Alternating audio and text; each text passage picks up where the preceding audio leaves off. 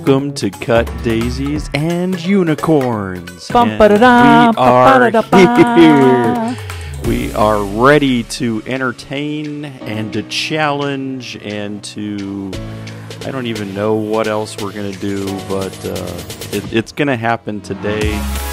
Just like hopefully what it does is happens every week we get together, is that you are in all of those ways challenged and entertained and all that wonderful things, right? We're hoping to tickle a funny bone. Tickle a funny bone. If you have a funny bone, just consider a Cut Daisies and Unicorns feather reaching out from the interwebs and tickling you. You know that it's not possible to tickle yourself? I would assume that would be the case, but... Why? I don't even know why. I make myself laugh all the time. It's true, but yeah. So what's the response? What do you mean? Like, what is there in your, because I'm not ticklish very much anyways, so... So, to find your funny bone is a search. Yeah. Or to tickle you. Right. Yeah. Got a lot of ground to cover. We've got a lot of ground to cover. Oh, wow. Well, folks, if you're wondering how is this Sunday going to unfold for you, I'm telling you right now, this is the start we're off to. And we're off. Boom, boom, boom. I'm kind of going through, as I mentioned in our last episode, that as the universe brings me DVDs, I'm filling out collections, and different parts and stuff like that. And so, yeah, I'm working on Star Wars. Yeah, so that's when I went, I didn't really continue on with the Star Wars theme, because partway through I thought, well, that could be copyright infringement issues. Don't need to do all that. And my hair is not long enough for Princess Leia braids. Yeah, those little buns. Yeah. Buns on your head. And I thought it was Leia, but then I was watching episode 7, and I'm pretty sure in that episode I heard Han Solo say Leia instead of Leia. Ooh. And so, I don't know. I'm going to have to go back to episode 4 and hear this all over again.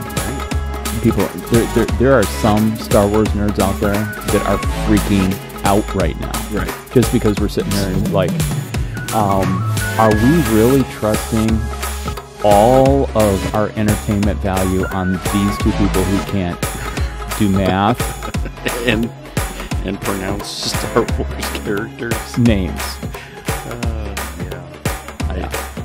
I mean, because I like Star Wars too, but to me, like, the investment of time is not there. Like, I don't watch it every week or even every month. And actually, I got really close. I picked the first episode I ever picked up was 4. Yeah. And then Star Wars nerds would be like, yeah, but the best one was 5, Empire Strikes Back. Yeah. And so I don't have that DVD on me, with me, and or, so I have yet to be able to go through that in comparison. And they're like, well, hold it. If you've watched Star Wars, you should already know this is true. And I'm like, yeah, but I fell in love with, again, it's the reason why do I have Matrix 1 and not 2 or 3? Right. So Star Wars was almost that for me. And then I thought, well, gotta get me some of the Force. Did you watch the trailer for the new Matrix? Resurrection or something, I think it is. Well, it needs something. Maybe a resurrection. It does. Well, it needs to, if you're... maybe what they do is just say, hey, like, we're going to go back and erase 2 and 3, and we're going to resurrect 1. I don't know what it is, but I did see a bit of the... and it seemed a little bit more like 1 than it did 2 and 3, so... Huh. But it didn't show a whole bunch in the trailer, but there was, of course, Neo is back in his Matrix form, but that dude it seems ages well. Oh yeah. Oh, And he still does action films. oh my word. Yeah. I mean, John Wick is a great action series. Did you watch John Wick? Oh yeah, Right, I've good. seen all 3 episodes. All right, good. And I actually I would have to go back through. Okay, this is how part of my mind works when it comes to logic. Mm-hmm. In those 3 films, like none of them stand out as being so poorly done that I would never watch them again. Yeah. So like I'm like, well, wow, there's a trilogy that can work. But I'm like, I mean, the first one, I mean, just knocked me off out of my socks. Mm-hmm. Yeah. Yeah, I felt like it was a really good action series. And I mean, and that's the thing I would say that Keanu Chapter 4 is coming in 2022. Is it? For John Wick. I mean, yeah, you noticed at the end of 3 that they were going to continue it. So Yeah. and now the people who owned the hotel are going to be the ones that he's going to be fighting with again. So Yeah. yeah. Neo-noir action thriller, they call it. I don't know what that means, but noir would be like the dark parts. I mean, so there's some elements of shadow and darkness and yeah, but what is and then but the neo-noir would be but isn't it like comical that Neo right, Neo and Matrix from the Matrix, and now this is neo-noir. Yeah. People are wondering about that. Yeah. They're like, hey. But I would say that he mostly, I mean, he kind of sticks in that lane. I mean, mostly I say because then you get like Bill and Ted's. And they did a reboot of Bill and Ted's Face the Music or something, which... He was in that? Yeah. I mean, I know that he was in Bill and Ted's, and I know that they did this new... But that's how much I don't like watch that genre. Yeah. I don't even... I would say probably not worth you picking up and spending an hour 45, somewhere in that range, to be able to look at it. No, I would say you're fine if you ever watched any of the original Bill and Ted's. I mean, again, 1 is good. Right. You can go there, right? Right. So when he finds his niche, which I believe is kind of that action, a little bit of that genre is good for him because there's not the level of like, I mean, he doesn't have to have a lot of speaking parts. I mean, it's like fighting, it's blowing things up, it's whatever, but it's being best friends with your stuntman. Right. Yeah. Right. So who would you pick to be your like film double? Let's see. Who would I pick to play me in a movie? Not well, yeah. Go that way. Go that way.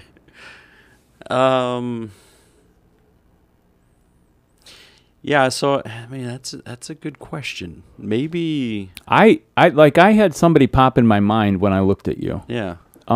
So I was thinking, gosh, Jeff Bridges from The Big Lebowski. Yeah. With your beard and your the coloring of your beard, and stuff like that. I don't know.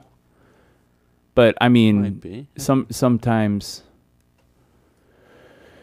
because I was taking a look like, I mean, and this might be, I'm not trying to, like, shoot myself into a higher, but, like, Leonardo Dicaprio in, like, the Revenant, where he actually had a beard in that movie.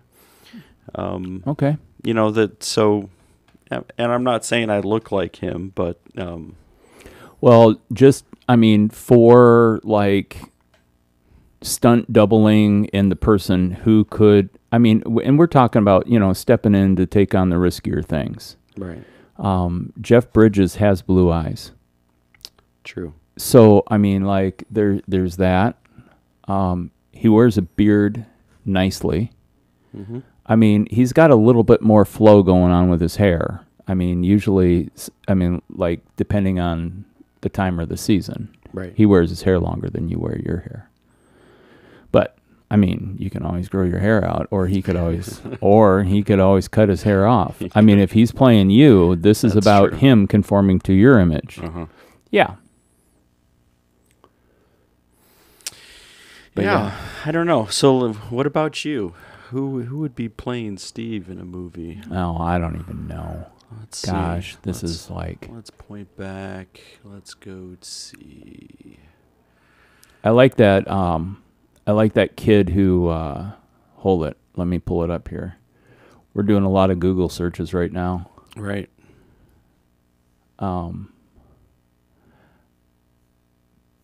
Charlie Hunnam from Sons of Anarchy. Sons of Anarchy, yeah. But probably with my hair color and stuff like that, Tommy Flanagan, Chibs. Oh, yeah. You know, just that mean mother Irishman. Now, is that really like the person I am? No, but I mean, and again, are these lookalikes? I was going with Chibs just because it's graying and he's got facial hair and that could work. And well, if you take a look at the this picture on the screen here, which I don't know, what do they let us zoom in? Let's see. So like this picture, I mean, yes, it is black and white, but what you'll see then is I think he would have a very similar, and he could definitely do a haircut like yours that would have some of those same look as you. Let's see, he may even, and I think I get these guys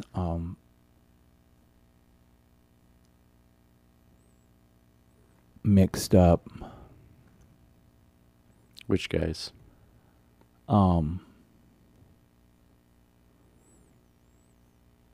Because who plays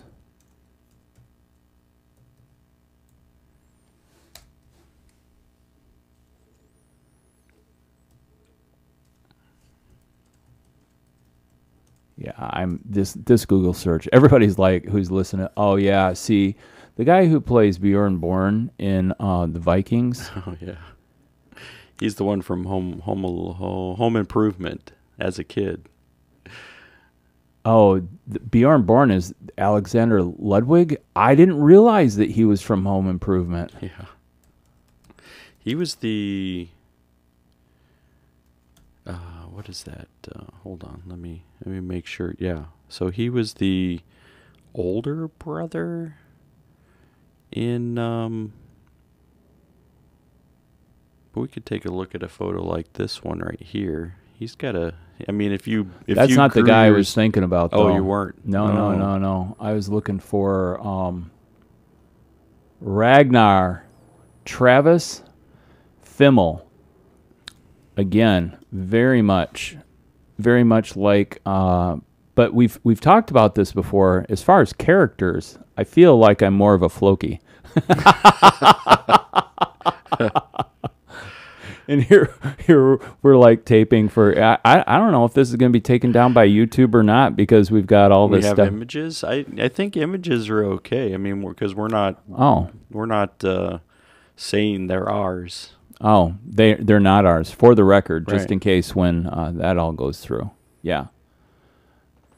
Right. So I just like the parts they play, but like, admittedly, and we've talked about this previously, but for those of our listeners who are just joining us for this episode, you know what's really weird about numbers? You know I'm a numerology guy, right? Right. Yeah, so I was thinking about this the other day. Yeah, there's Floki right there. You're getting a whole dose. You're like, that dude is a whack job.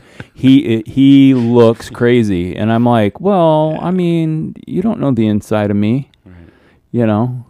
No, he was definitely a crazy character on Vikings. I think there was one season that he sat out. I think it's because he was also on Westworld. Can you verify that? I know he was on Westworld, but I think he was on the tail end of one season. I think season 2, and then he was then in season 3 of Westworld. Well, this is interesting that you bring this up. Yeah, because in my review of Westworld, I've made it through season 1. Yeah.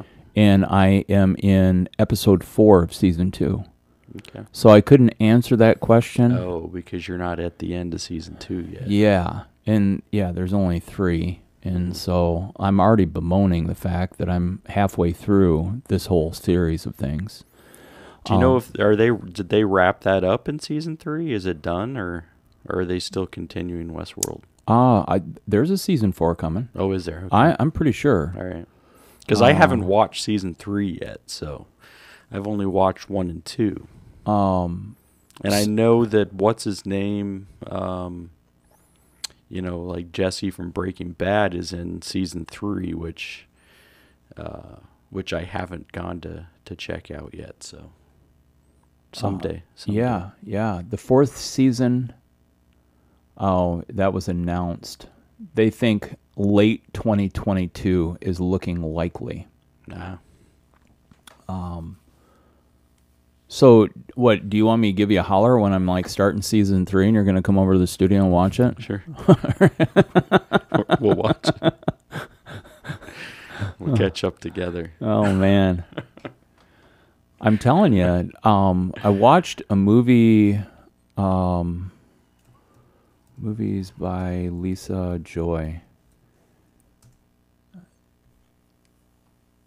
Oh, Reminiscence. Oh, yeah. The Hugh Jackman movie. Mm-hmm. So, and that is very, very, I mean, including that she uses some of the main actors as support actors to Hugh Jackman in this movie. Yeah. It is very, very Westworld-esque. Yeah, I think it's from the creators of, right? Well, Lisa Joy directed it. Yeah. Okay. She may have, she's a producer. Producer, director of Reminiscence. Mm-hmm. She is a writer on Westworld. Yeah.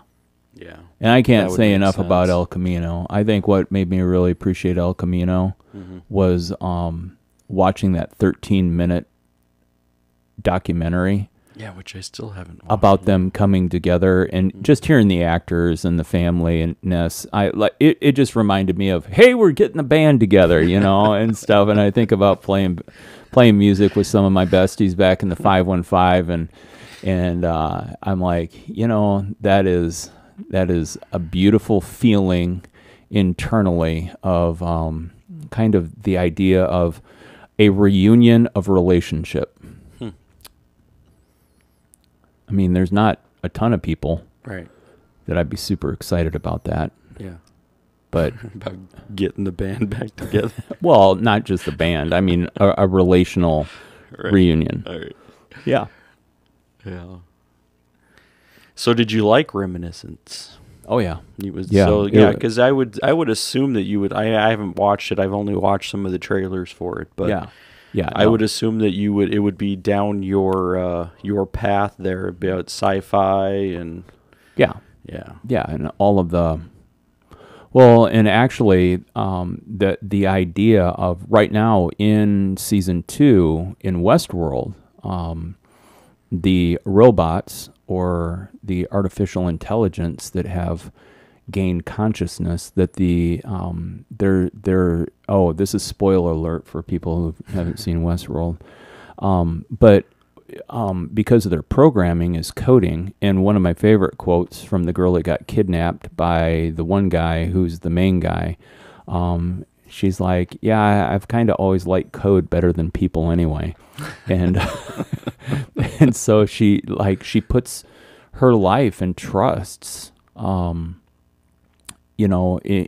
this way to this sentient being that has ascended into consciousness. And so, like, I don't know. I mean, like, it goes back to, I mean, the dude who, teaches, like, is this really reality? I can feel, I can smell, I mean, or is this, speaking of the Matrix, is it, just a bunch of zeros and ones and we're living out this, projected pattern of a reality that, and quite frankly, Are then we all plugged in? Have you and I ever talked about redirecting dreams?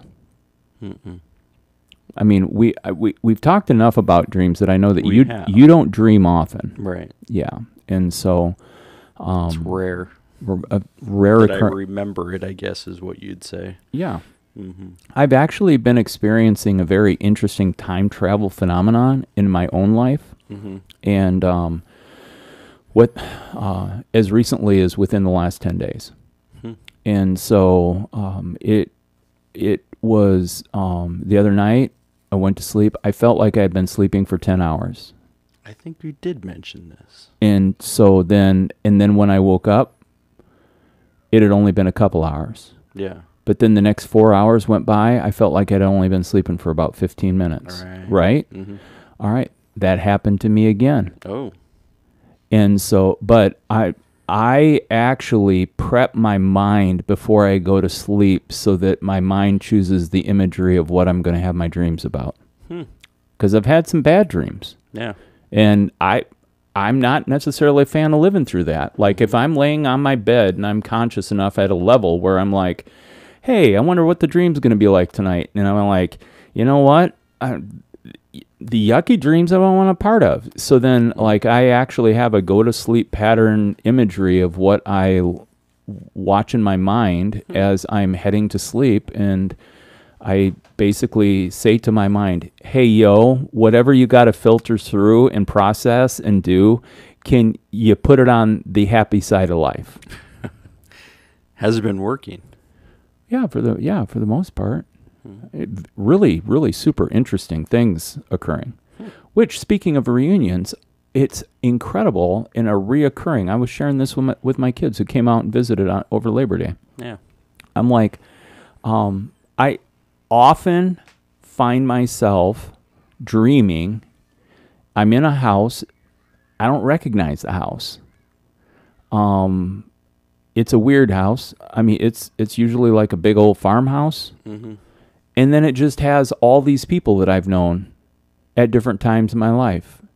And it doesn't pick, my mind doesn't pick out a specific people group or friendship circle or anything like that. I could have friends from back in high school hanging out with friends from college, hanging out with family members, hanging out.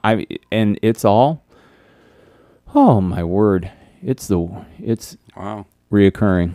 That is quite a dream reunion. And so, but I mean, like, there are times in my dreams where I'm like, hey, wait, action, stop.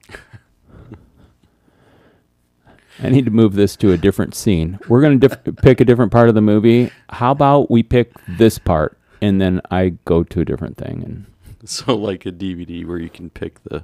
Yeah. It's like, one of 128,000. Which chapter are you going to watch tonight, Steve? Yeah. It's weird. Do you dream in color? Yeah, that is a great question to an artist. I believe that I would enjoy it more in black and white, but I can... have you seen Fringe? Yes. All the way through? I believe so. Did you see the one that they animated? Yes. Okay. There are sometimes it's 3D. Huh. There's sometimes it's flat. Wow. Like cartoon dimensional. Yeah. Yeah. Huh. And it would be a stretch for me to say that all of my senses are awake and alive during those dreams. Like being able to smell cookies, for instance. Smelling chocolate chip cookies is a pleasant experience. Right. Yeah. I wouldn't. That's the reason why they use it in real estate. Yeah. There's candles that just have the smell of chocolate chip cookies so that you can burn the candle without cooking the cookies. I actually know realtors that cook the cookies so that when people come through and visit, but it's COVID now, so, who knows? Mm-hmm. Probably strategies, yeah. So you're looking for the pleasantness of the olfactory system. Well, so let's ask this question. Who in the world's looking for the not pleasant part of life? That's true. I mean, and like I live my life so that I don't create more unpleasantness for other people. Like I really try. Right. And if you're out there and you're like, yeah, but my life was very unpleasant with you in it. or our interactions, or, hey, Coble, you're a piece. I mean, like, whatever. Okay. Hey, you know what? Cool. I'm not in your life now. And so your life should be better right now with the absence of me. There you go. Yeah. But, I mean, like, I don't think we're picking those people up as an audience right now either. Which is perfect. Right. Yeah. But, I don't know. I mean, like, who wants to go to sleep and, like, be terrorized? Yeah. I mean, it becomes problematic in some people's lives, and, that they aren't able to sleep or, out of fear of what they face in sleep. Right. Which is a real thing, and it would be, but I also want to put that out there. Sometimes what you don't know is, it can be a doorway into a world that you didn't know. And so, like, people would be like, you can redirect your dreams? I'm telling you, folks, I do it. And so if you want to try it sometime, just go to sleep. That's it. And for Matt Handley out there, as you're falling asleep, Matt, you can redirect your dreams. Because Matt listens to our podcast to go to sleep. Yeah. Good night, Matt. Sleep well. Rockabye, rockabye. Cheers. Yeah. So, yeah, dreams. Yeah. All of the things. What is that? Robin Williams had a movie, What Dreams Come, or What May Come of Dreams, or something about, I mean, it was like his wife had died, and I mean, apparently it was like really kind of a trippy film. Dreams May Come? Dreams May Come, is that it? What Dreams May Come. Yeah. There's multiple trailers, 1998.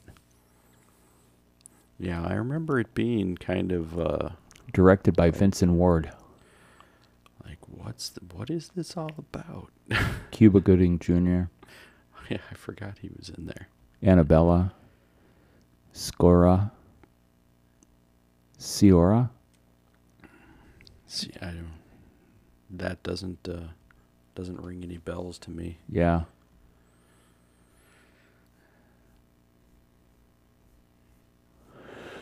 Yeah, so all the influence from media. Right.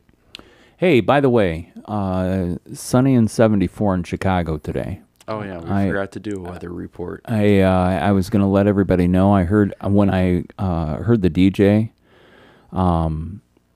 KXRT, put that together, and he said that it just flowed off of his tongue. It was a piece of early morning tranquility that tantalized my senses.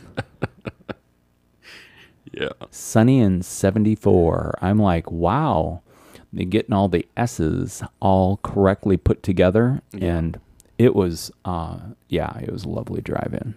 Yeah, I see somewhere along in the recent forecast that there's another day of 87 or something. So summer's still reminding us, like, hey, just so you know, like, I'm still here. Like, it's actually still summer. And I'm going to show you guys that I'm still here. Yeah, it may be still summer, but, I mean, it's definitely turning. There was a big storm that blew through, and, I mean, just even as the wind was going, I mean, leaves were flying all over the place. And we're not talking Hurricane Ida here at all. No. You know, and so we're hurricane free. At least right now. We may have the effects of hurricanes somewhere through the system, but yeah, we're definitely not hurricane. Beautiful, beautiful. Yeah, I think it takes larger bodies of water to create hurricane, doesn't it? Well, and actually they're saying based on climate change, this last hurricane that hit, yeah, like the Gulf is so warm, it's as warm as bathwater temperature. And so when the storm came in and the heat was rising up from the Gulf, yeah, that it just energized it like a supercharger, like Energizer Bunny, crazy. Wow. Yeah. And then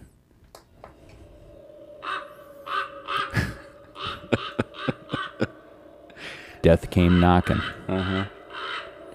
Hey, Edgar. Edgar's making his presence known. I taped down the button so I could hit it real smooth. Easier. Yeah, yeah. Everybody's going to get a dose of Edgar a lot more because I'm not going to have to fumble for the button. Uh-huh. Talk about tickling a funny bone. It is a funny bone, and you've tickled it. Easy to get there.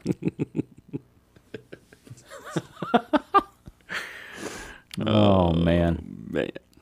So what have you been thinking about, Phil? Let's see. As of recently, I think that there's a little bit more of the currently thinking more on the issues of race and how we're still in much of the privileged white world, we're still trying to deny that race and racism is an issue. And I don't know. So to me, it just comes up. It comes up quite a bit still, and especially when you're looking at the Ahmaud Arbery stuff, which was the guy it was before Floyd, and that stuff that was happening. That DA who was over there has been prosecuted now because she was obstructing justice. Wow. And I mean, there was a picture of her with one of the accused. Yeah. And like both of them were smiling, and like she's been dragging this thing out, so eventually people try to forget about it. Yeah. That there was a man who was running, and apparently these 3 white men did not like him running in their neighborhood. Yeah. Because they said he was profiling their neighborhood. Like, so there's these issues. Like, why can't you let the case play out then? Right. Why is it that you're choosing to obstruct justice? And so there's some of those things that still kind of continue to play out in our nation, and unfortunately, it's still, I don't know why, but it still divides people. And so it's a big thing that you're like, why wouldn't we all want to be behind and understand the side of justice? And yet there's people who are like, nope, I'm going to still close my eyes to this and act like it doesn't exist. And just, continue to, whitewash everything and just play it off like none of it really actually has any relevance in the world. I mean, so that's some of that has been relevant as of recent, just trying to with some of these other court case things coming up, and people are still, I'd never understood why the Ahmaud Arbery case was still but it makes sense now that this person has been prosecuted for basically holding it back. So yeah. I was watching Oh Brother, Where Art Thou yesterday. It's a good film. I like the film when it came out. And then I put it in because of the soundtrack. Mm-hmm. And then I was amazed at some of the language. And for those who aren't familiar with the film, then there is a Klan scene shot in where the gentlemen who were escaping from prison saved Mr. Johnson, who apparently had been down at the crossroads and made a deal with the devil so he could play guitar. Right. And, but, I brought it out, and I thought to there was a part of me that thought, I'm really glad that this is captured on film. Because even if there comes a time in the future when our history is rewritten by whatever government's in control, mm-hmm.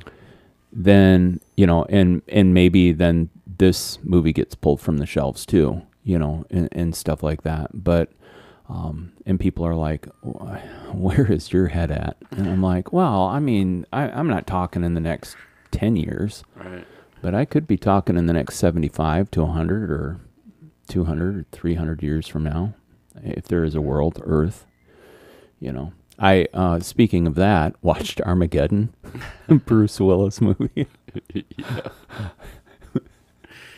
Oh, yes. My gosh. With the meteors going to crash into Earth. Yeah. What will it take for humanity to stop fighting each other and to band together? Apparently a really big asteroid that needs some oil rigging drillers to go and dig 800 feet deep and drop an atomic bomb into it before it hits zero. The zero zone, which allowed for the fragments to split and go around the Earth and not get sucked into the Earth's gravity. Right. All right.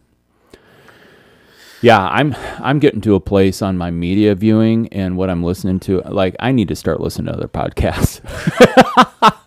I would be a more informed host if I didn't waste myself away on movie media. But yeah, I don't know. Well, I listened to the next big idea.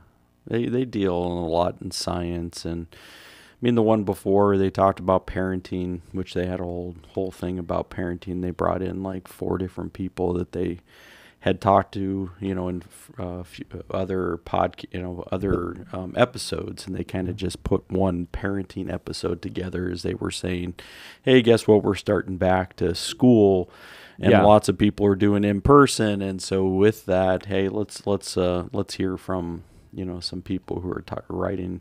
I think one of the books was called How Not to Raise Assholes or something like that. Really? Yeah, it was I mean, so there's some of it that has some comedic form, but it was real practical, parenting stuff. Even though I'm kind of out, we're both out of that arena now. So, but there's certain things that come across that podcast that are relevant for understanding climate change. They're understanding science. The guy talking today was talking about vaccines.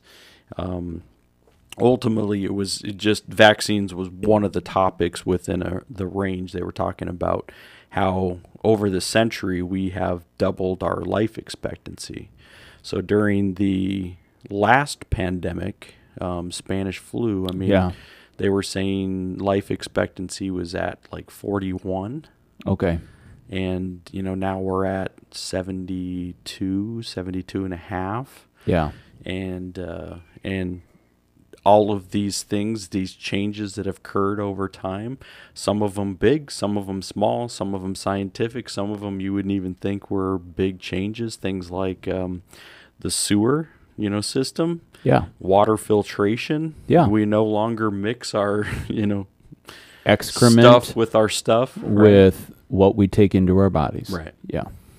And then again, he mentioned vaccine, because vaccine has saved people, millions of people, Wow. From different forms of polio was a huge one, Spanish flu, things like that. Over time, we've kind of brought in and understood how this is going to affect our life expectancy, which these are all good things to be able to consider, because you're So today, if you're looking at the vaccine and you're like, oh, well, I don't know if I trust it. Well, why don't you trust it? And there's some good questions. I mean, and I'm not here to, preach about vaccines. So, well, I think at this point in the leg of what's going on, for people who are listening to us, they already know where we stand on it, and I think it becomes like, as we talked about social media last week. Yeah, I mean, we could say it, and then it's just people are like, their ears are, whatever we, at this point, it's just like a post on Facebook. It doesn't really matter, as far as, where people land. I did have a great conversation with my daughter, Michaela, who is not vaccinated because of her age group and because of the questions still around fertility and the vaccine. And as far as numbers and proof, I mean, it's one of those deals where, I don't think all of the information is in. I mean, they say that there's nothing there, but further time out, we'll tell. But so that's the question, though. Like, how did fertility get into the mix of like this topic, anyways? Oh, you know what the answer to that is. Well, conspiracy. I mean, because an mRNA is not attacking your fertility system. I'm with you. So this goes back to the science fiction movie Utopia. All right. And how and we can also link to that. It wasn't Bill Gates? Was it Steve Jobs? For which one? Who basically talked about a virus that could kill humanity, and the way to be able to, it sounds more like Bill Gates, but yeah. I mean, because he's been working a little bit more in the systems of world philanthropy and all of that stuff.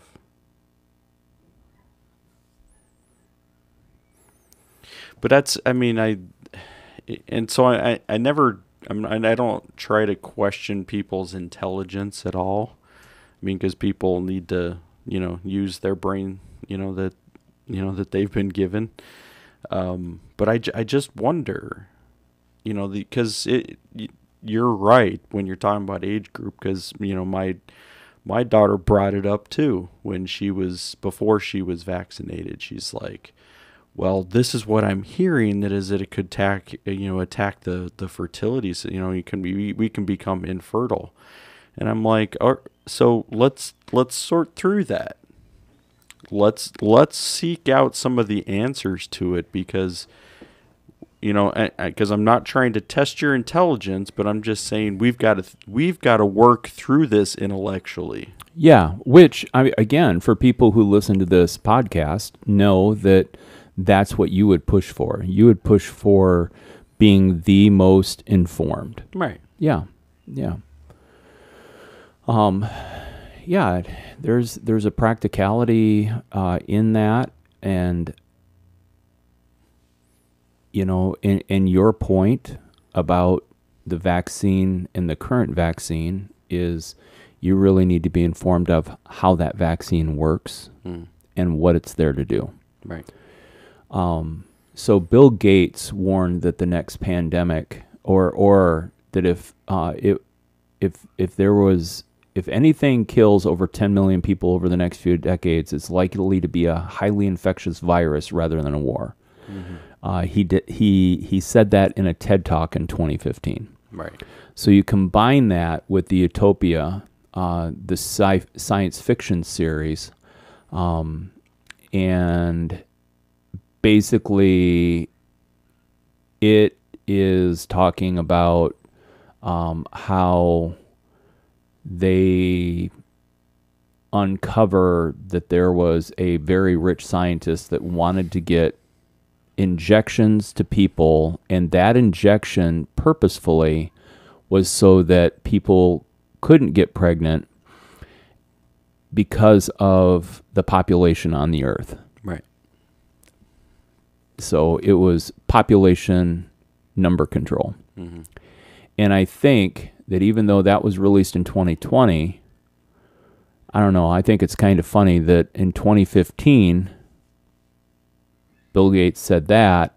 They base it off of, somebody who's very wealthy. All right.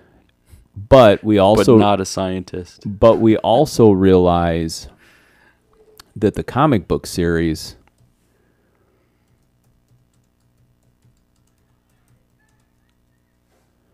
The Utopia comic book series...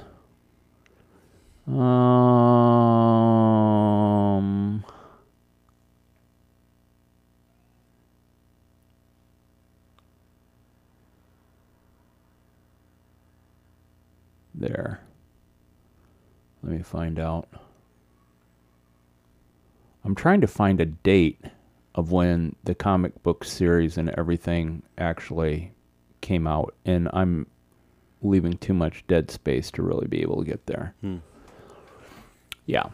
So I mean, it goes back to our conversation last time about, and it's about conspiracy theory, but it's also about the knowledge of, right? And so there's always the question that people are left with, like, well, you don't actually know the long-term effects. Like, you're right. Nobody knows the long-term effects. But what we know is the short-term. Yeah. The short-term says I'm not going to be hospitalized and I'm not going to die of COVID. Yeah. And that's, people, again, go back to confirmation bias, and confirmation bias says I'm going to be able to just sort through all the information and pull out the ones that I agree with. Yeah. And that's where we get ourselves into trouble. Yeah. Because, some of the confirmation bias that I saw was like there was a New Zealand news conference where it said there were, it was from this hospital, and this hospital said we've got 200 and whatever people that are in the ICU and they're vaccinated. And so they took this little clip of this news conference and they started posting it everywhere. Right. Well, it didn't take long for somebody to say, I don't understand the numbers on that. Somebody went back and pulled up the whole news conference, the whole press conference, and the guy misspoke. He meant to say non-vaccinated. And he's like, no, I meant that, So it was like this really quick fix, but what did people jump on? Oh, he said all these people in the ICU were vaccinated, and guess what? All of the vaccinated people are going to die. Like, no. Mm-hmm. It's just those numbers are not proven. There's nothing out there proving this. And you can look across the board, but if you're going to try to find, pull out these like odd and, ones that are just kind of out of like, have you looked into it? Like, where are they getting these numbers? Where are these getting these figures from? Yeah. And it really, usually when you're digging into it more, find out that it's, a lot of bull. Yeah. Well, in a quick Google search, brings it very to light that actually the CDC and other people, WHO, which is a radio station in Des Moines, by the way. It is. But actually the WHO I speak of is the World Health Organization. And, hey, and for people who want to dive into the conspiracy that there is, an order that is trying to take over whole world control, sure, CDC, WHO, they're all in collusion with the secret society. Mm-hmm. Because it's such a secret that nobody's talking about it. Right. Like the Faucis and Francis Collins, who is a follower of Jesus, is a Christian, but has been a part of science and good science for a long time. He was part of the Human Genome Project, and he's also been working on the science for these vaccines. But yet somehow this guy is also a part of the part of the problem, part of the issue. We can't trust him because of the New World Order. Which is an old story, by the way. Right. We're not ringing any new bells right now when we talk about that. Mm-hmm. Yeah. People are like, you guys are cynical today. What the hell's the matter with you? We're cynical today. Today seems to be the first day of our cynicism. See, we're tickling funny bones. That is a cut daisies and unicorns feather right there, reaching through this microphone onto the interwebs, traveling through space and time to make you go tee-hee, tee-hee. Yeah, I don't know, Steve. We can get into. Well, I mean, this is you're thinking about button pusher shit. Oh yeah. I mean, like that's what's going through your mind. I'm like, you're thinking through button pusher shit. Yeah. All right. Yeah. I mean, and to me, it's sometimes buttons need to be pushed. Right. And you know what? That is something about you that I can appreciate, and it's the thread in you that makes me think that you're an Enneagram 1, because you know what the world could be, right? And a lot of your pursuit is so that you may be a change agent working towards what you see that it could be. And so, and another thing is the familiarity to seeking truth through knowledge allows you to be able to say, well, if before you dismiss someone as being ignorant, you would at least like to educate them with the information that you have found. Literally, what you just said about the person who is a follower of Jesus could be the first time that there are many believers who are listening to the podcast and be like, I didn't even know that I thought all scientists didn't believe in God, or, believe in science as their God, or, and, again, with what we don't know, sometimes information opens the door to the unknown that could become a place of, redirecting your dreams. Yeah. Good points. Yeah. Sometimes And again, I always am still like up for conversation on these. Like, I still don't believe I have all of the answers to everything. I'm trying not to. I would never want to claim that I do. Whether it's about vaccines or whether it's about COVID or whatever, I still don't have all the answers. Yeah, but see, here's the thing about you being a student. I mean, we get into this thing, and I would say if somebody wanted to be able to bring something up to you, they should find a topic that you're not read on. Right. I mean, and so then. So then that becomes problematic. I mean, granted, you're not, artificial intelligence combing through Google and picking up all of the information and digest, unless... This is sci-fi right now. We're getting into sci-fi is reality. Are you telling me? Phil isn't real. Birds aren't real. Hey, by the way, we were at the lake on Thursday and on Sunday evening, maybe. Yeah. And I had a seagull coming right up to me. I could tell from his eyes he wasn't real. He was checking me out.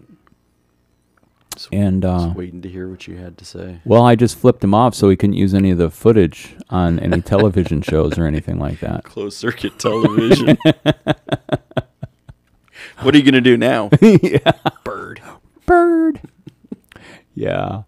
Oh, man. And then the double use, giving the bird to the bird. I did do that. Well, actually, two birds. I can fly two birds with one stone. I mean, yeah, that's not a saying. So the real question we've come to at least boil down today is the question, is Phil real? Is Phil real? Well, you are. But, I mean, that was one of the podcasts I used to listen to, is Alien and the Robot. Alien and the Robot. Alien and the Robot. Yeah, it was when Science Mike and Michael Gunger were still in a bromance, right, before the breakup.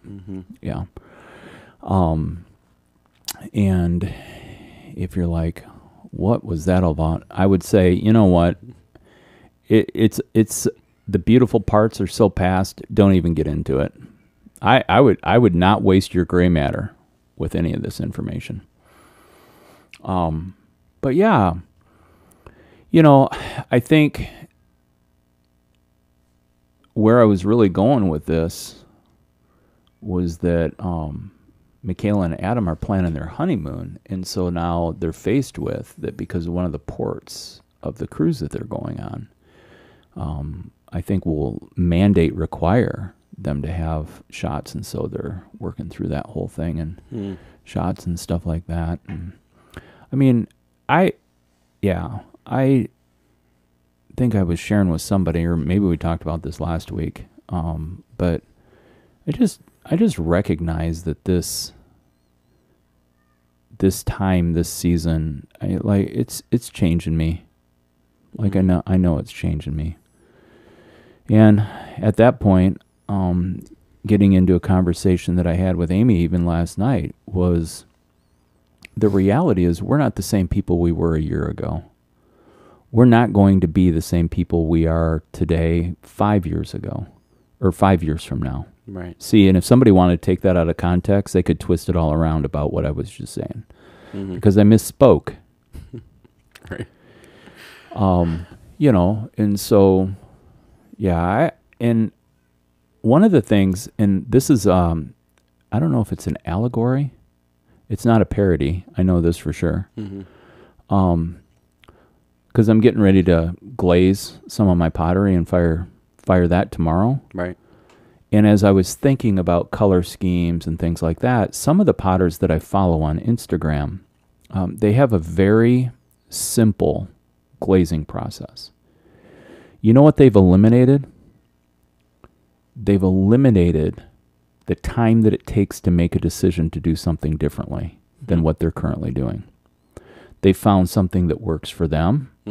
They found how that by using consistent color scheme, clay bodies, they've worked through their experimental phase. Yeah. Which, to quote a quote from Pitch Perfect,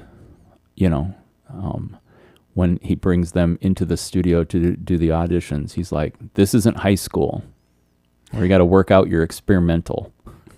Beep.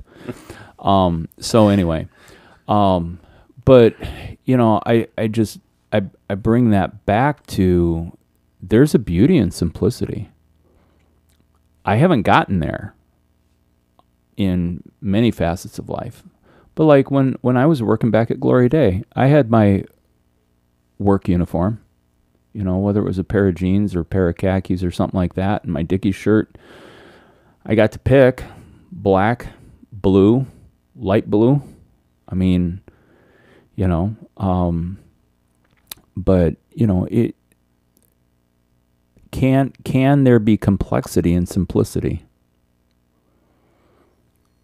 I think that's a great question. Just because something's simple, doesn't make it boring. And then for me, that's where someone could accuse me of ignorance or avoidance. And really, I'm just happier living a simpler life. Right.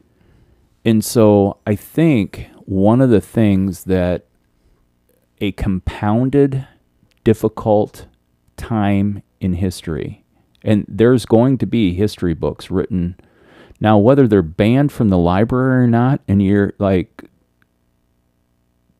23, 21, we have no control over that. No. But history will be written about what we're living through as a great stressor on humanity. And, but when the platform is available, involvement is an invitation. Right. Yeah. So you were getting into the simplicity, complexity. Simple things Right. can be complex. Just because something is simple doesn't mean that it's boring, and it doesn't mean that it's ignorant. Right.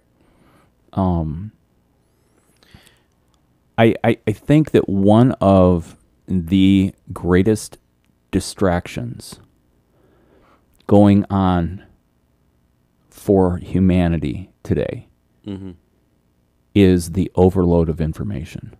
Oh, yeah. And so where that's how, like, when I boil things, I mean, I think people probably are like, how in the world do I send this dude a text and I don't hear from him for 4 hours? It's because I don't carry my phone with me, and no, fuck you, Apple Watch. I'm not getting one. Right. You know, I purposefully am staying detached from that. You know, and for everybody that has one, I mean, you got one, don't you? I do. Yeah, see? I mean, yeah, you're so tied into the system that it makes me wonder if you're real. Right. Yeah. I mean, you actually need the watch to be able to stay plugged in. Right.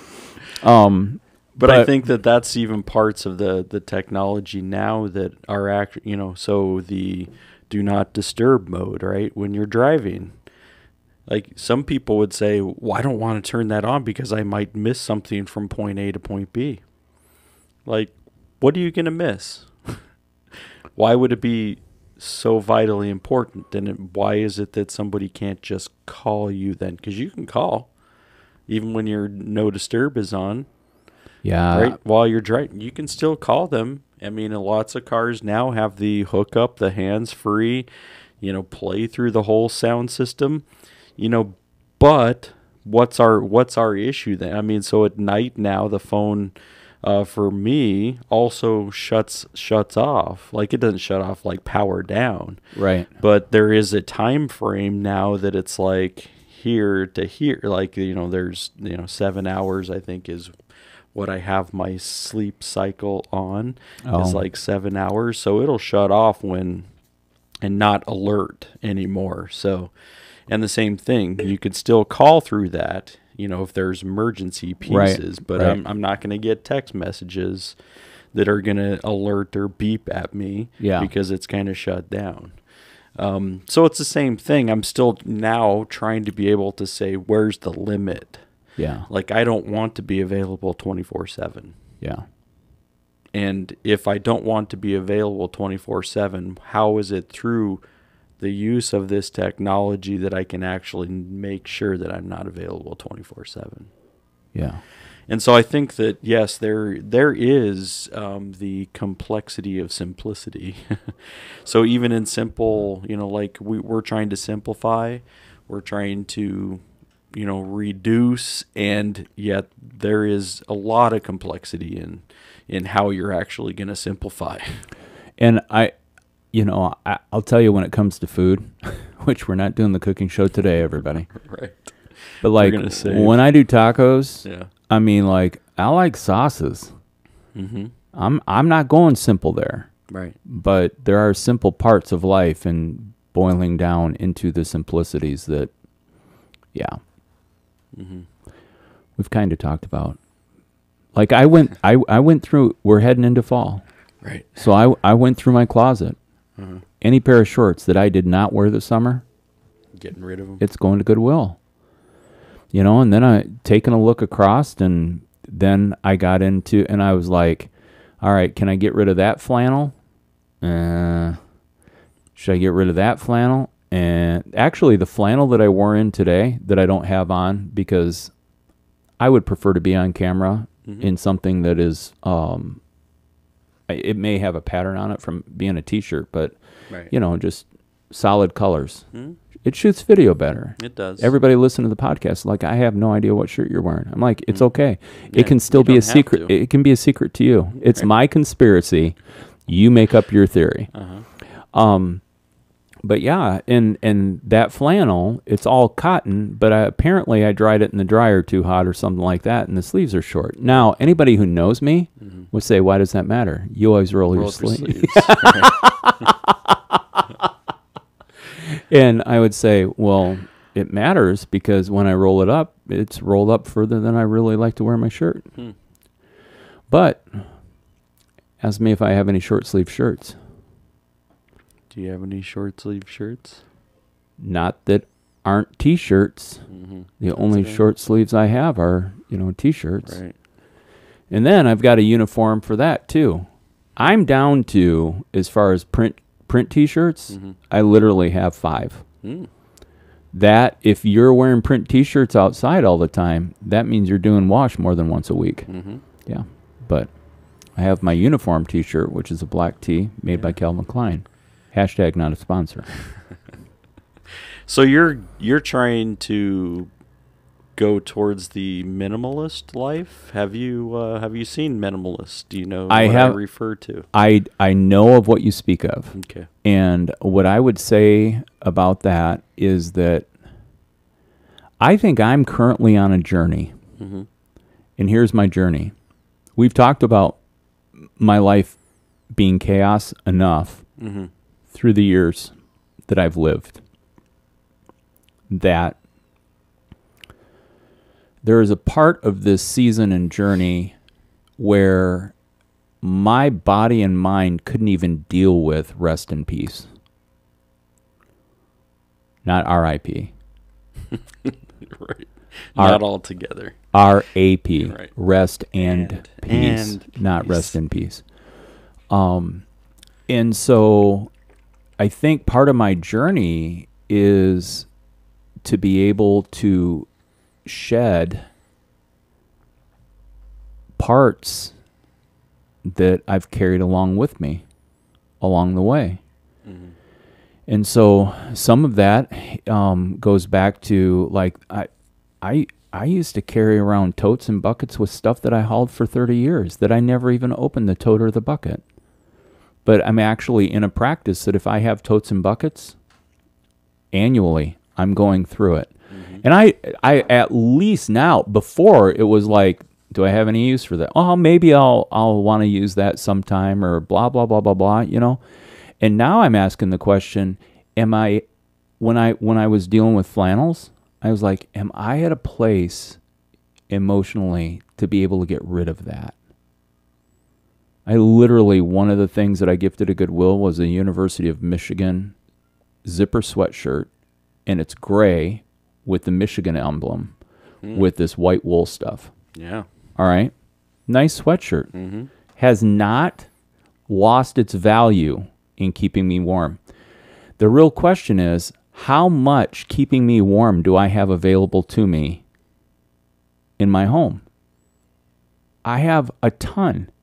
Why not let someone who's going to be cold have something like that doesn't need to be manufactured?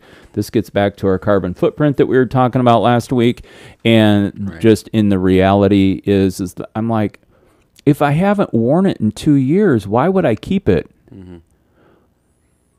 I think that emotionally we carry stuff with us that we can have to ask ourselves the questions, why am I holding on to this?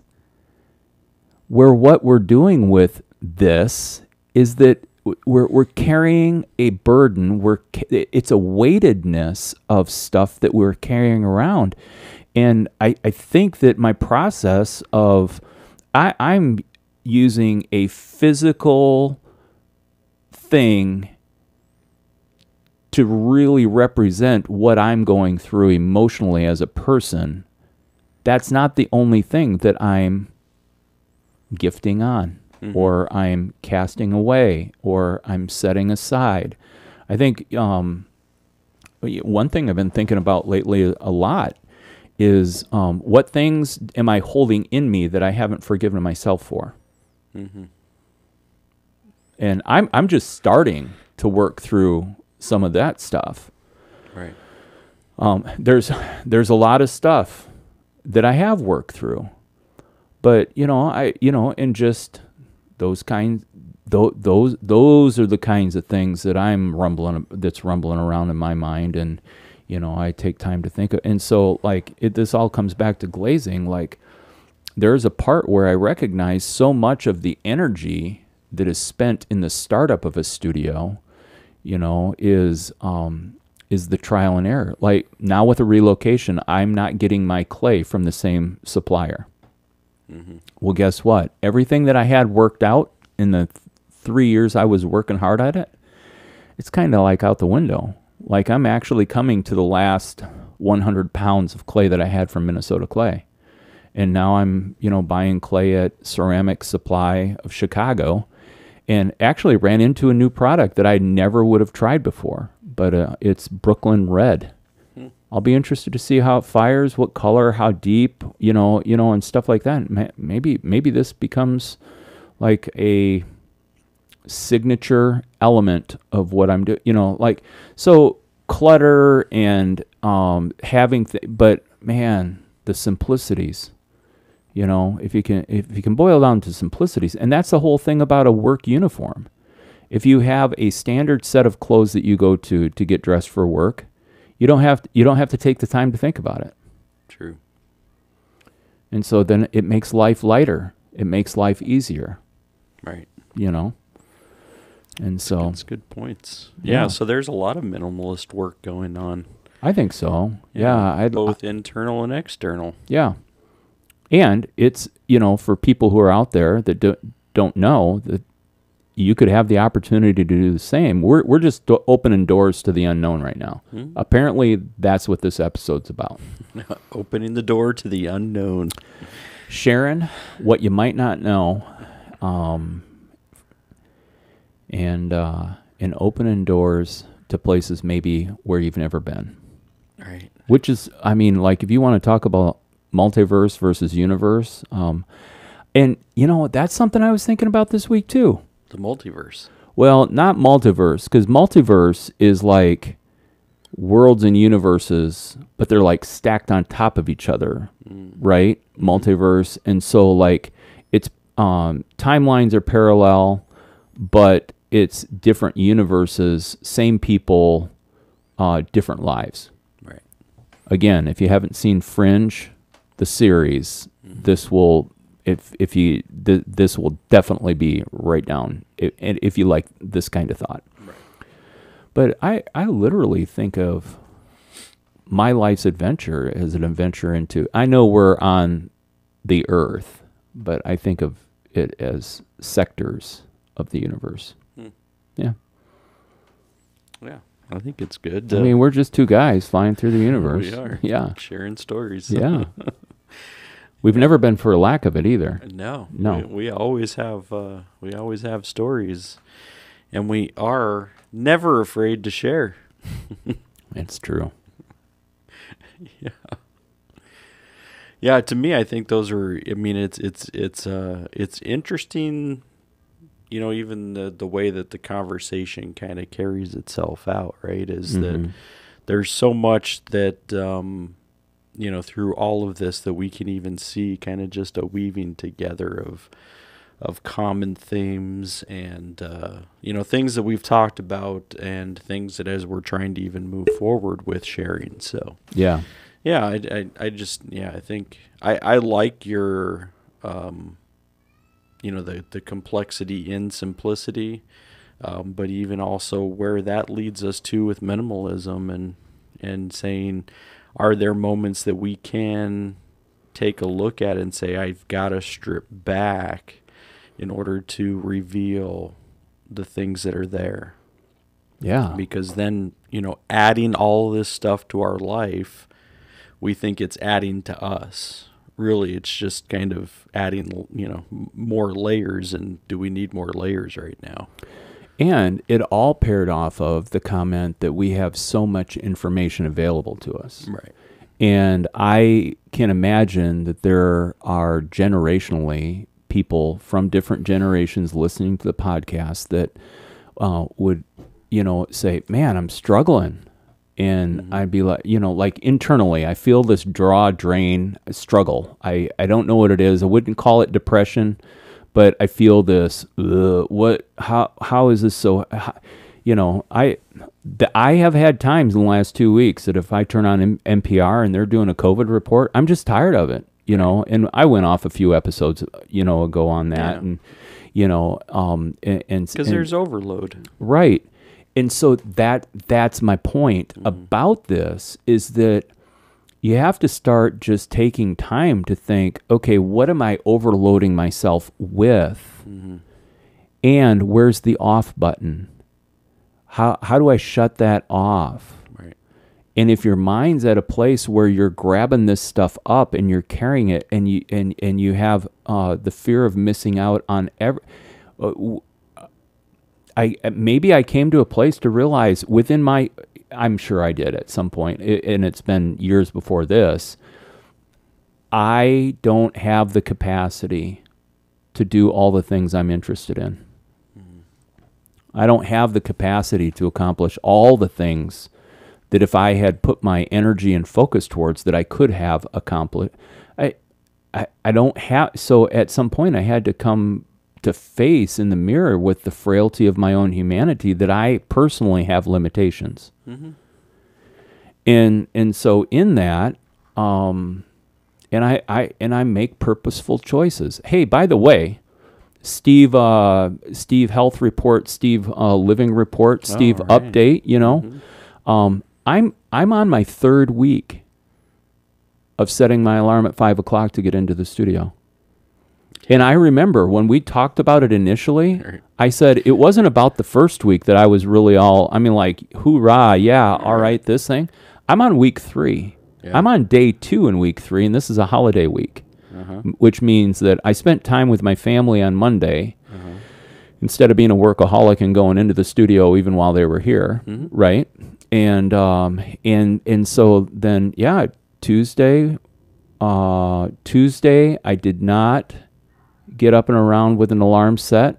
It was, it's domestic day anyways. So. Well, it's true, and I had to prep by getting some supplies for the studio. But Wednesday, Thursday, and tomorrow, I'm setting my alarm for 5. I put my head on the pillow last night, and Aim was like, "Are you going to sleep?" I'm like, "Yeah, I got to get up in 6 hours."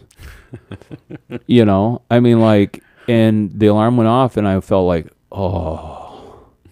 What am I doing? Here we go again. But I'm, you know, up, awake around 3 hours in the studio. It was a domestic Thursday at the studio, had the vacuum cleaner out, cleaning up, getting ready, you know, all of those things. But, you know, I go down that, you know, rabbit trail on that. I was at a place to say change needed to occur. We were talking about bold and beautiful. Yeah. That was the episode. Where are you going to be bold? And I'm going to time travel backwards. Looking backwards, you know what? It was so worth being bold. To say, I'm looking at the current situation, I'm looking at whether it's decisions I'm making or the lack of a decision, i.e. set your alarm, you know? And by making that change, I mean, I am living through transformation right now. How cool is that? 54-year-old dude with white hair growing out of his chin, you know? Well, and to be able to identify it and see it is another thing. Because usually transformation, we always, you know, we're a point in the future, and then we look back and say, oh, like but like what you're doing right now is something that we don't often do, is saying, I'm actually living in it. I can see it current instead of just looking back on it. Yeah. And that's a great move. Yeah. Because then you have, I think, a little bit more motivation to be able to say, I want to carry this out even further. Why? Because I'm living in transformation. Oh, and it came from having my phone shut off, not watching TV, not having all of this information coming at me, and I sat down and said, hey, Steve, what would you like to make your future look like? I actually traveled in time into the future to see what I could become. And then I looked in the mirror and said, what decisions are you making that's holding you back from doing that? And it was as simple as setting my alarm. Mm-hmm. So, I mean, like, yeah, I think it's, and the elimination of what is getting in the way from me being able to do that. Yeah. And so, yeah, it's funny that you're bringing, because I had just brought up on 5 Minutes with Phil, I talked about, so with Heather, back to work outside of the church stuff, that, she's got to be there at 7.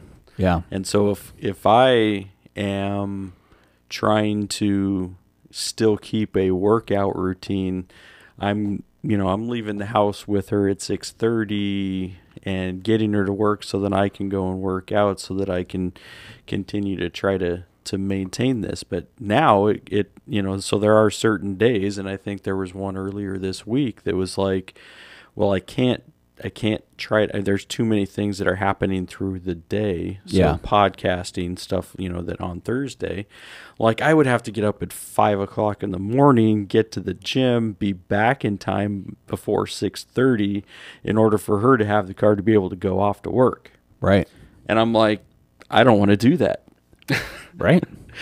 But it's going to lead to that. It's going to say, so if I'm willing to be able to say that this is good, which I do believe, I mean, not everybody is, in that realm. I mean, exercise is not always, the things that other, people need. But I noticed that for me and for my body and for things, like even for my mind, exercise has been good and a part of a good and a healthier system for me. Yeah. So I noticed that it's good, but if I'm only going to say, well, it's only when it works out. Yeah. Is that still good and healthy? Well, if we need to push back our record time so that you can do whatever you need to do. So, but this is the thing. I mean, but that's, still maintaining my schedule, should I then be saying, no, everything else needs to move now because of, or do I need to say I need to move? Right. To be able to make this happen in the same system. Man, I think that's really a great question to ask. I think that everyone needs to ask, do I need to be the immovable object and carry out what I'm doing regardless of all the things that are around, or is this something that I need to move myself? It may fall under a word accommodation, but I think that the other part is you going through the exercise to figure out, how the importance, the commitment level, and things like that. So what did you do this morning? I decided to sleep instead. So that's the part. I mean, you brought up a great picture, the immovable, right? And we don't want to be the immovable on anything in our, that would mean that we won't want everything else to revolve or change around us. It sounds narcissistic to me. Does. Yeah. Yeah. And to me, whether that's, in discussion, things that we're challenged with ideologically, if we become the immovable, then we're saying, you've got to figure out how to move me. You, outside forces, outside people, have to figure out how to move me because I'm going to be the immovable. And I don't think that that's a good outlook. It shouldn't be the way that we're focusing is like, hey, Steve, so I can't get my Thursday to shift well enough. You've got to move from that would not be the way that it should happen. It should be like, hey, I'm going to work because I know that we've got this as our time, and I know that it could be movable. I know that it could shift, and in emergency circumstances, we could move. But this is going to be something that is part of a normal schedule now, and I'm not going to say, all right, now we have to move because I need to move. Yeah. I should say, how can I be movable in this? Yeah, and that's where, if it was why I probably wouldn't even offer to move it. I mean, whether it's a half hour, or whatever, it doesn't matter to me. I'm here all day long. Right. I mean, but that you have a factor that you haven't faced before, and that is that you have a partner and you have one car, and and now your partner has a job outside of the church, outside of the home. Right. And so, like, I mean, it's just like, hey, if there needs to be a pinpoint, changed on, whatever, on the flip side, you could set your alarm and get up and go work out and be back. Right. I know how hard 5 o'clock was on this. Uh-huh. Now, the other thing, yeah. Ask me what I had for breakfast today. What did you eat for breakfast? 2 pieces of toast and 2 eggs fried in my skillet. Wow. I had a protein bar. Yeah. Hey, I'm telling you, at the studio, I even got a cover for my skillet now, so I can get those sunny side up, just glazed over, and it is so yummy. Oh, so yummy. And if you're listening to the podcast on Sunday evening at 7 p.m., then you can have breakfast for late night snack. Sure. Yeah. Breakfast or dinner. Yeah. My future plan. Oh, wow. Sorry. Yeah, everybody. Hey, that was Phil. The microphone slid back at me. Yeah. The attack of the microphone. Actually, it's your artificial intelligence self. Yeah. That it's the magnetic force drew it in. Yeah. Got to make sure to turn that off. I don't want to be too magnetic. Yeah. Just enough magnetic. Drawing all people to himself. I just wonder if we've stumbled on something that is actually a cultural relevance of cultural relevance, and that is what has taken place that within culture that people have become so hardened and so unmovable. Right. The other thing is I would go back to concrete or cement. Mm-hmm. Many people see the big old trucks rolling around. Right. They got the turbines turning. Mm-hmm. And what we recognize, we've talked about catalysts in the past, and that in cement, you add gravel, you add cement or Portland, and then you add water, and then you have time. Depending on what the mix is, depends on how much time you have.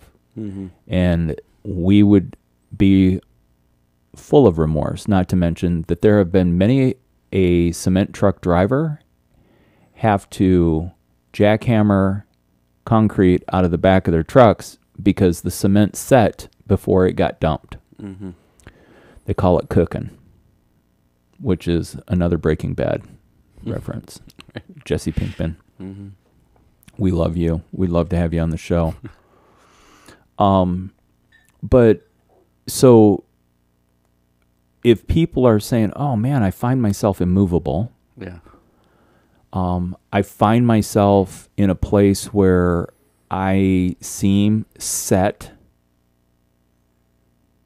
then what I would ask, the question is not how to get unset right now.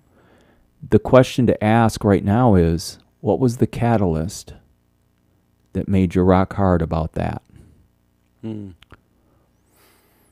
Yeah. And I would just say, as a potter, a major part of my job is managing clay to be workable. Mm-hmm. If it's too wet and it's too sloppy, I can't put that stuff on the wheel. I can't even form it into anything. It's just goopy and sticky. I actually can tell now, and I never put this together, but when I'm wedging the clay, I can tell based on how the clay is sticking to the material I'm wedging it on, on whether it's too dry or too soft. If it doesn't fold in together as I'm wedging it, I know that I need to rehydrate it.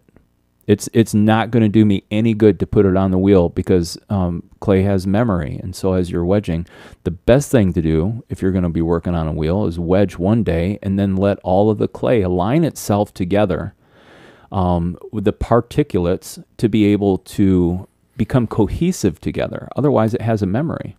I have a tray I'm working on right now. I came in this morning thinking that it was going to be drying down and it was going to be this great rectangle plate for food, and the sides had warped up, but the middle hadn't dried at the same speed that the sides had. And so it warped it, and I learned a lesson. But one of the other lessons that I was thinking about in that is that I was working with clay that I was wedging currently, and I hadn't let it rest for all the particles to get aligned. And sometimes within our humanity, we need to take information, we just need to rest with it for a little bit. And also within our humanity, the other thing that we need to do is we don't have to eliminate everything all at the same time. Right. It's steps. It's processes.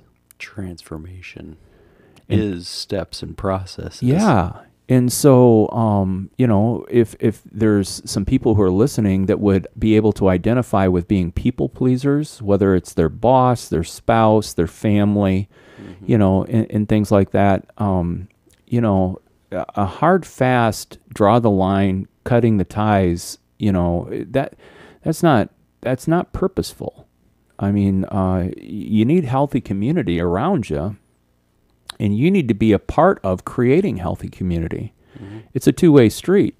Or you're this immovable object with all of this emotional need, and you wonder why, to quote, what is that movie? Yeah, quote unquote, unsatisfied. Yeah, so it's the gambling movie with Matt Damon in it. Rounders. Oh, Rounders. Yeah. Wow. That's the classics on my DVD shelf as well. Yeah. You know, so, you know, I mean, yeah, I'm probably not at the place in my diet where, you know, where I want to be, but actually, based on the Labor Day message that you brought on Sunday, and this is just a compounding snowball. I just started asking myself, what things of luxury are in my life that I can pare away from? And it's a minimalist approach. I'm a fan of peanut butter and jelly. I could eat peanut butter and jelly like I could eat tacos. You know, I would prefer to eat peanut butter jelly at a lunchtime meal. Right. I'll eat tacos 3 meals a day. Breakfast burrito. We went down this road. Right. And so, you know, but I literally now am filtering through my life and looking at it and saying, Steve-O, is this a luxury item? Is this a luxury lifestyle? What does it mean to pair? Because you know what? I'm being energized by the simplicity. And I think it's because I feel lighter. Yeah. So the first thing you did, you mentioned was identifying the things that have hardened us to believe that we're unmovable. And I think that's good. You've identified some, you've talked about that. Yeah. But I think then what the next step is, like, who's going to be my jackhammer? Because it is good to identify, and we're the only ones who are going to be able to identify that for ourselves. I mean, maybe there's somebody who can give us a perspective on the things that have led us to be unmovable, but we also need somebody to be able to come along and say, you know, just like the cement truck that allowed the cement to settle and to rest and to harden, they have to go through, like, you can't keep that in your cement truck. Yeah. It's going to mess up the whole thing. Dude, I'm telling you. So somebody's got to be the jackhammer. Yeah. And they, you know, it's so funny because I've been wanting to say jackass. But, you know, it's got to be a relationship that you're okay with somebody being a jackass in your life to be the jackhammer. Right. Okay. And yet, it doesn't mean that if there's somebody like that in your life, it doesn't mean that they are a jackass. Right. You just feel Or maybe you're feeling like a jackass and you need a jackhammer to be able to get you unjackassed, unplugged. We could just create words. Yeah. It's always a good thing. But you know what? I think if you were to ask me what was the catalyst that started me in motion towards some of these things that I was thinking about, there was actually something that happened in me and I had to become vulnerable about, and that is when somebody asks me how I'm doing, I'm transparent with them. Yeah. You know? And I mean, I know that there's been times I've walked in here on studio days or whatever, and you're like, "Hey, how's it going?" Whatever. And I'm like, "No, I'm going to be transparent, and I'm going to tell you whether it's been a shitty few days or, you know, life has been sucking, or where is there conflict? Where is there conflict within me?" Like, and I mean, I purposefully, even in the last year, have tried to become more and more open with you about what's really going on in me. Right. And so, you know, and we're conditioned, you know, for me, I was conditioned based on the job that I held and things like that of having a wall to be behind for the sake of going forward with whatever needed to be. And so I just think that that's where some of this transformational part. And then I am also a part of a faith-based community where transparency and community is an important part of living out our faith. And so, you know, with that, but you can't do that if you're going to pretend that there's nothing going on in you. Right. And so, actually, had a really good buddy who listens to the podcast call me yesterday. And he asked me, he's like, "Hey, how are you doing?" And I started stuttering, and he's gonna recognize this because he's listening to all the podcasts and stuff. And he's like, "Yeah, Coble did stutter when I asked him how he's doing and stuff like that," because I was moving quickly toward a flippant, very very shallow response, and then I thought, no, this relationship deserves me to give it a good answer. To not be quick, and to be truthful and honest with it, and that's an agreement that he and I had agreed to a month ago or so. That, you know, hey, you know, call, let's talk, and blah blah blah blah blah. And so I just think, you know, if there's people out there who are sitting and listening and wondering, or are like just even bored. And would be like, man, I wish I could have that trend. Now, I will take you back to the damn social media conversation last week and be like, when my alarm went off this morning for the second day in a row at 5 o'clock, I did not jump out of bed and say, "Woohoo, it's 5 a.m. Yeah!" Right. I mean, this morning it was like, oh my gosh. I don't know if I wouldn't expect there. I mean, do you think you'll ever get to a place where you celebrate 5 in the morning? You know what? When I roll over on Wednesday, I came off of a fairly easy day on my body. It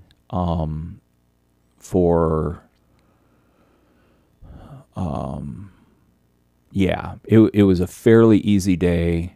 I had gotten good rest the night before. It was a fairly easy physical day. When I talk about having a 12-hour day in the studio, I'm on my feet for 12 hours. That's a lot. And so, like, I purposefully, and here's self-awareness. Now what I'm doing is like, oh, I need to take a lunch break. I'm going to get off my feet for 20 minutes. Have a meal, just rest for a little bit. You know, yesterday I had snack time. I felt like a kindergartner. I do have grape Kool-Aid up there to add. Time. I've got the little squeeze bottle stuff so I can have my grape Kool-Aid juice along with my little snack. Nacho cheese bugles. Not a bunch of them, just enough, just to, you know. But if you're eating lunch at 10:30 to 11 o'clock in the morning, by the time you get to 3:30 or 4 o'clock, I mean, you know, it's like, yeah. So But that's the thing about a 12-hour day, that if you live life and you're at an 18-hour day out of 24 hours, I mean, you're kind of sneaking. You got to be careful. So if you're getting up at 5, what time are you going to bed? Yeah, well, so because I think that would be the hard end for me, is like nighttime. Yeah, but see, like, even though it was like 9:30, almost 10 o'clock last night, I mean, I was ready for bed at 8, but I had some things around the house to care for, and you know, and stuff like that. I shoot for being fed and resting, couch potato, you know, by 7 or 7:30. If I'm falling asleep by 8:30 or 9 o'clock, my go-to, I have to shut down, is 10 p.m. Okay. So 10 to 5, 7 hours of sleep. And I prefer to sleep 12 hours a day.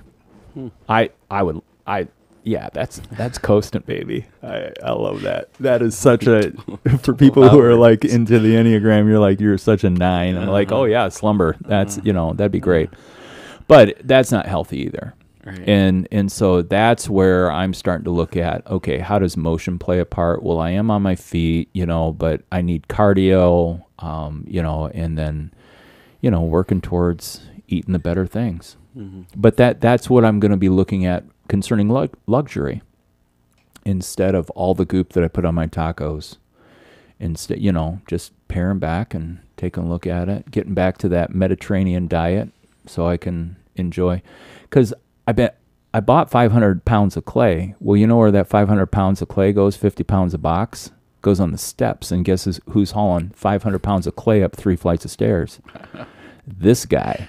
And so, like, you know, it's just one of those deals where then I think about my body carrying 30 extra pounds from where I was 2.5 years ago. Right. Well, then I'm like, well, no wonder I'm winded when I get up those stairs, you know. And so I'm looking forward to the day when I drop 3 gallons of milk off of this body, and I'll be limber and quick-footed and chasing around people with cut daisies and unicorn's feather to tickle their funny bone and be like, you can't outrun me. Yeah, we do need to get on our merch, speaking of carrying around cut daisies and unicorns. Man. We got to get some merch together. Yeah. Well, I'm putting together some coffee mugs.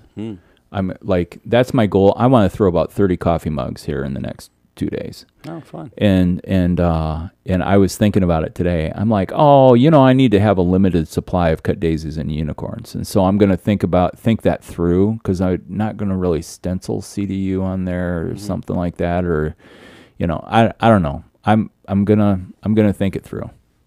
It's good. Yeah. Got to do the merch.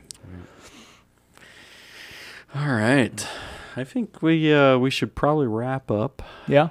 Yeah, I mean, I don't know. I think it's about that time, and I feel like it's been a good conversation and a good direction for still people to ask questions. Yeah. So what are we looking for in future podcasts? Oh, dude, we still have the law of the student. What does it mean to become a student of life? And actually, what walls do we put up when we are learning from different schools of thought, and have that conversation around indoctrination and the freedom to be able to give to others, so that accepting others isn't just our words, but it's our posture and our action. And so that's one of the topics. Yeah, the law of the student. Yeah, and we talk about elements of it. Yeah, you know, but we can spend some time on that. What is? I feel like we keep, like, we share things through our stories and our teaching and stuff like that. It just allows us to move in directly to speak about the topic of things that we've mentioned before and stuff. Sure. Yeah. And then a lesson that my son has always told me that he loves that I taught him was learning to zig when everybody zags.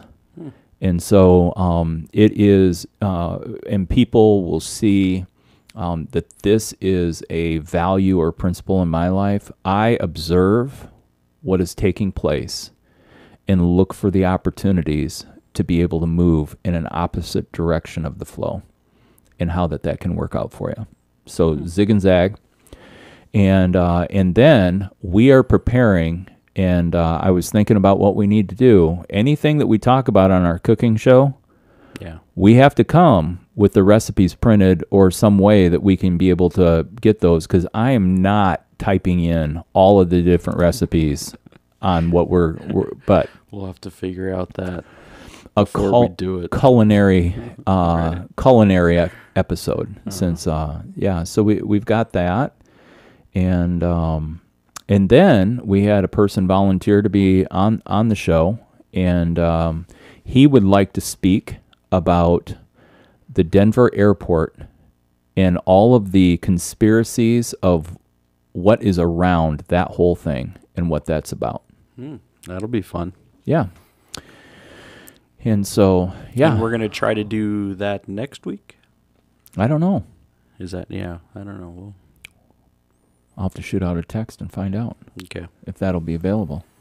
Yeah, so there's a couple of things coming up, culinary delights, and and so maybe there's going to be an opportunity to do a live something where we could be cooking, or something where we could even be tasting.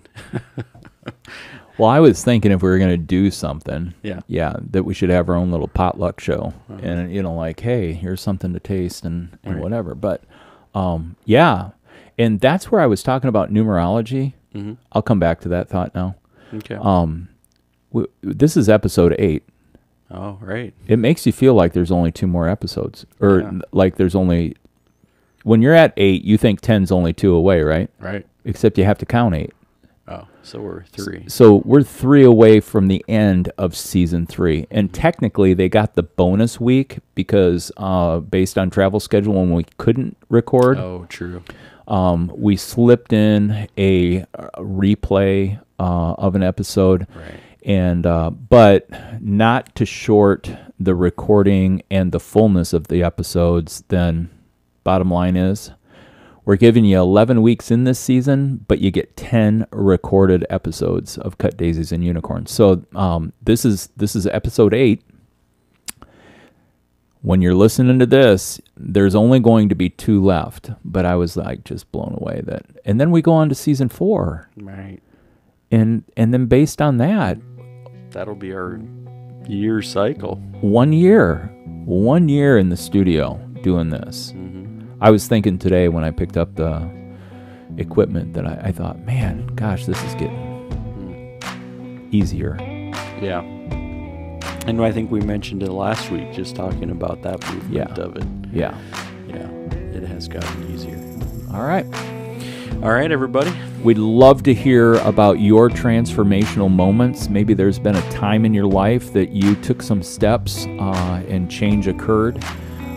Maybe you just want to throw it out there to the universe and be like, you know what? Hey, universe, I'm overwhelmed, overstimulated, and just over it all. And so maybe there's a fall breeze that needs to blow in the sails of your ship. And if that's the case, we'd love to hear about it. And we can get the whole audience kind of backing you there. And just know that from our hearts to yours, that we've got nothing for you but love. And we're just asking for more water to soften us up and make us moldable, pliable, and movable. Movable. How do we move? Yep. All right. Yep. Good stuff to think about. Continue to consume and also process. Yeah. And ask those questions so that we can see transformation. All right. Take care, everybody. we will talk to you very soon. Bye.